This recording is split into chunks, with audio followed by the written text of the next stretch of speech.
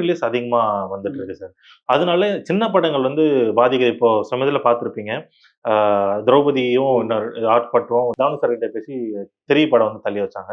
இருந்தாலும் மங்காத்தா தான் வந்து நெறைய தியேட்டர்ஸ் வந்து ஸ்கிரீன் ஆக்குபை பண்ணி போயிட்டு இருந்தது. இப்படி இருக்கிற காலகட்டத்துல சின்ன படங்கள் அடி வாங்குமா? எப்படி? கண்டிப்பா அடி வாங்கும்.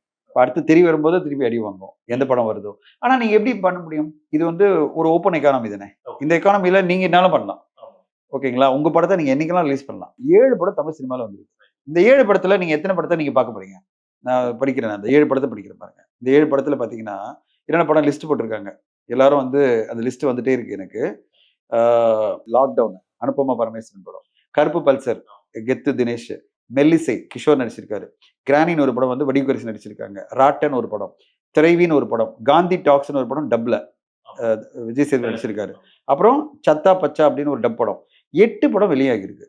ஓகேங்களா? இந்த 8 படத்துல நீங்க வந்து யாருக்காவது போயிட்டு ஒரு ராட்ட பட தயாரிப்பாளருக்கோ, இல்ல திரைவி பட தயாரிப்பாளருக்கோ, கிரானி பட தயாரிப்பாளருக்கோ நீங்க போய் சொல்ல முடியுமா? சார் வராதீங்க. இத்தன படம் வருது சொல்ல முடியுமா? அவரும் சொல்லுவாரு, சார் என் படம், என் டிஸ்ட்ரிபியூஷன நான் ரிலீஸ் பண்றேன். அதே மாரி தான் ஒரு தெறி படத்த வச்சிருக்கிற ரைட்ஸ் வச்சிருக்கிற டிஸ்ட்ரிபியூட்டரோ, இல்ல வந்து புரொடியூசருக்கோ என்னைக்கு ரிலீஸ் பண்றது அவர் உரிமை இருக்கு. படையப்பா வச்சிருக்கிற ரஜினி சாருக்கு என்னைக்கு ரிலீஸ் பண்ணன்றது அவருக்கான டிசிஷன் அது. மங்காத்தா வச்சிருக்கிற புரொடியூசர் வந்து கரெக்ட்டா வந்து 23 வரேன்னு முதல்லயே சொல்லிட்டாரு. ஜனவரி 23. நம்ம போய் அந்த தேதியில போடுறது நம்ம மிஸ்டேக். நான் அப்படிதான் பார்க்கிறேன். அண்டர் எஸ்டிமேட் பண்ணி நம்ம போடுறது நம்ம மிஸ்டேக். மங்காத்தான்றது ஒரு ஐகானிக்கான கமர்ஷியல் வெற்றி படம். அப்ப அந்த படத்துக்கு எதிரா நம்ம போய் ரிலீஸ் பண்றோம்னா, அப்ப நம்ம படத்து மேல ஒரு நம்பிக்கையில ரிலீஸ் பண்றோம். அந்த படம் தான் வெற்றி அடையுதுன்னா ஒண்ணும் பண்ண முடியாது. அந்த படம் இவ்வளவு பெரிய வசூல் சாதனை. மங்காத்தா கிட்டத்தட்ட 30 கோடி கலெக்ட் பண்ணிச்சு சொல்றாங்க. அப்ப இவ்வளவு பெரிய வெற்றி வருதுன்னா, அது நம்ம கணிக்காதது நம்ம தப்பு.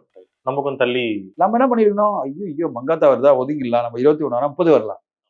இப்ப 30 வந்ததா சோலோவா வந்திருப்போம். கரெக்ட்டுங்களா?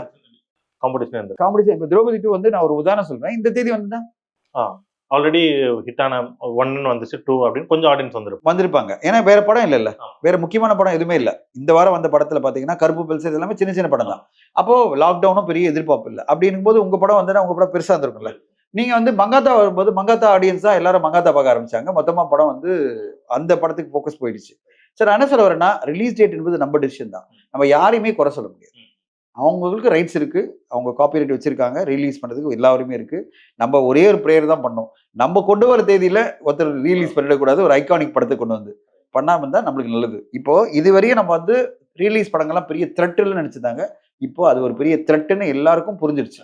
எந்த படங்கள் வெற்றியிலிருந்து கில்லியிலிருந்து ஆரம்பிச்சு நீங்க அது பிறகு இப்போ வந்த படங்கள் படையப்பா, அது பிறகு மங்காத்தா, முன்னாடி வந்த சச்சின், அதுக்கு முன்னாடி வந்த குஷி எல்லாத்துலயும் நம்ம கத்துக்க வேண்டிய பாடம் என்னன்னா, அது கேப்டன் பிரபாகரன்லாம் சேர்த்து சொல்றேன்.